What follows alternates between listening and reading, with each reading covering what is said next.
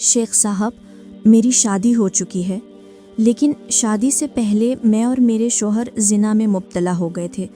آپ کا ایک جواب میں نے پڑھا تھا جس کے بعد سے مجھے اور میرے شوہر دونوں کو بہت وسوسے آنے لگے ہیں۔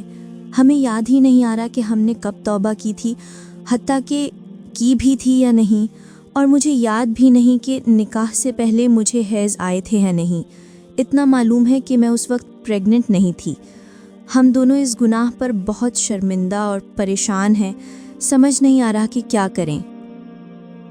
الحمدللہ والصلاة والسلام علی رسول اللہ۔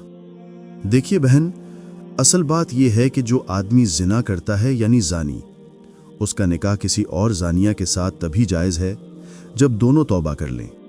قرآن مجید کی سورہ النور میں اللہ تعالیٰ فرماتا ہے، زانی کرنے والا مرد صرف زانیہ اور مشرکہ سے نکاح کرے گا، اور زانیہ صرف زانی یا مشرک سے نکاح کرے گی۔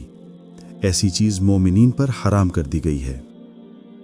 اب اگر آپ دونوں نے نکاح سے پہلے اللہ کے سامنے اخلاص کے ساتھ توبہ کر لی تھی تو آپ کا نکاح درست ہے، لیکن اگر توبہ کے بغیر نکاح ہوا تھا تو اس مسئلے میں فقہا یعنی اسلامک سکولرز کا اختلاف ہے۔ جمہور یعنی میجورٹی فقہا کا کہنا ہے کہ اگرچہ توبہ نہ بھی کی ہو تب بھی نکاح ہو جاتا ہے، لیکن حنبلی فقہا کا کہنا ہے کہ زانیہ کا نکاح تب تک صحیح نہیں جب تک وہ توبہ نہ کر لے، جبکہ مرد یعنی زانی کے لیے انہوں نے شرط نہیں رکھی۔